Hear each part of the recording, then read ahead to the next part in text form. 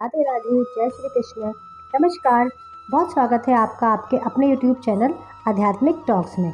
और मैं विभा मिश्रा हमेशा की तरह कामना करती हूँ कि आप सभी पर भी श्री हरि की कृपा हमेशा बनी रहे और इस सावन के महीने में भोलेनाथ की कृपा भी बरसती रहे।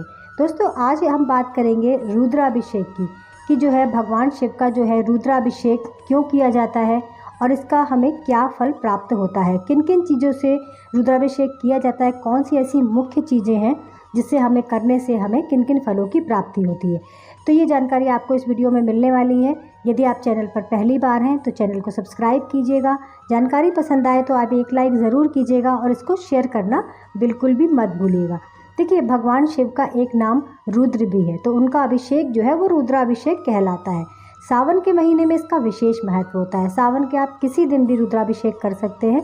वैसे सावन के सोमवार के दिन, प्रदोष के दिन ये ज़्यादा महत्वपूर्ण होता है। शिवरात्रि के दिन ये बहुत महत्वपूर्ण होता है। वैसे तो सावन का हर दिन जो है भोलेनाथ को समर्पित होता है। तो मैं आज आपको बताती हूँ कि कुछ ऐसी मुख्य 5 चीज़ें हैं जिससे अभिषेक जो है करना अधिकतर उसी चीज़ से किया जाता है और बहुत सरलता से आप अपने घर में भी अभिषेक कैसे कर सकते हैं। यदि आप चाहते हैं कि आप अपने घर में ही अभिषेक करें, आप किसी मंदिर में नहीं जा पाते हैं, किसी ब्राह्मण को नहीं बुला पाते हैं, तो आप अपने हाथ से भी शिवलिंग का निर्माण करके घर में अभिषेक कर सकते हैं। कितने सरल तरीके से।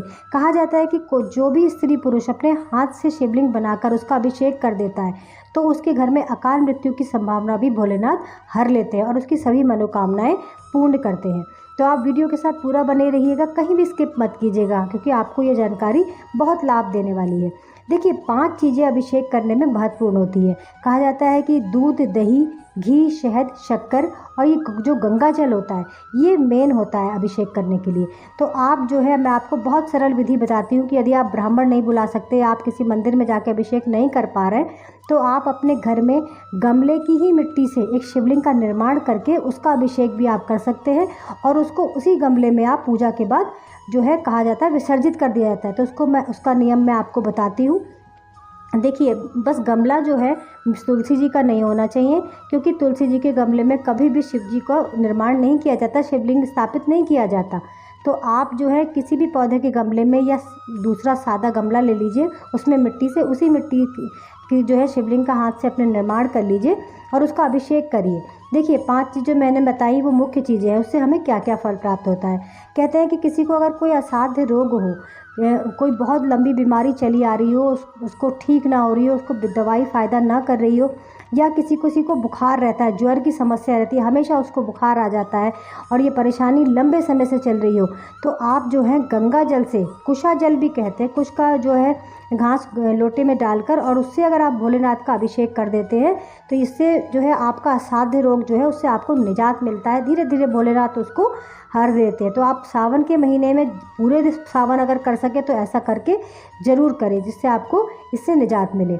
दूसरी चीज़ जो आती है कि जो है अगर हमें धन की कोई समस्या है, हमें धन की प्राप्ति चाहिए, पैसों की वजह से हमारे जीवन में कोई परेशानी आ रही हो, तो कहते हैं कि शहद और घी से, गाय के घी से भोलेनाथ की शिवलिंग का हमें अभिषेक करना चाहिए। अब अगली चीज़, अगर आपके संतान नहीं है, संतान की कामना आप करते हैं या आपके संतान के जीवन में कोई बाधा आ रही है, कोई परेशानी आ रही है, तो हमें दूध से भगवान शिव का अभिषेक करना चाहिए। घर पे बना के करें शिवलिंग मिट्टी का तो बहुत ही ज़्यादा फलदायी होता है। तो आप ऐसा दूध से अभिषेक कर सकते हैं। आगे जो है कि हमें अगर अपनी तेज़ बुद्धि चाहिए, अपने बच्चे की तेज़ बुद्धि करनी है या अपनी बुद्धि प्रखर करनी है कि हम सब जगह जो है अपने बुद्धि का इस्तेमाल कर सकें, तो भोलेनाथ इसका आशीर्वाद देते हैं। दूध में अगर आप शक्कर मिला के अभिषेक करते हैं तो वो आपके लिए बेहद फ़ायदेमंद होता है और बहुत ज़्यादा लाभ देता है। अगली चीज़ है कि अगर आपको भूमि, भवन, वाहन का सुख चाहिए, आप प्रॉपर्टी का काम करते हैं, आप चाहते हैं इसमें किसी बढ़ोतरी हो, तो आप जो है दही से भोलेनाथ का अभिषेक कर सकते हैं। तो इन चीज़ों से आप अपने घर में भी अभिषेक कर सकते हैं। अभिषेक करने के बाद उस शिवलिंग को आप 10-20 मिनट के बाद, पूजा करने के बाद, उस शिवलिंग को उसी गमले में हाथ से आप दबाकर विसर्जित कर सकते हैं। तो ऐसा आप सोमवार के सोमवार भी कर सकते हैं सावन में, आप प्रदोष के दिन भी कर सकते हैं। ऐसी कुछ अच्छी तिथियां हैं, शिवरात्रि के दिन कर सकते हैं, तो आप इससे आपको बेहद लाभ होगा। तो दोस्तों, आपको अगर जानकारी पसंद आई है तो प्लीज़ आप इसको शेयर कीजिएगा और कमेंट में हमेशा की तरह हर हर महादेव आप लिख सकते हैं। धन्यवाद।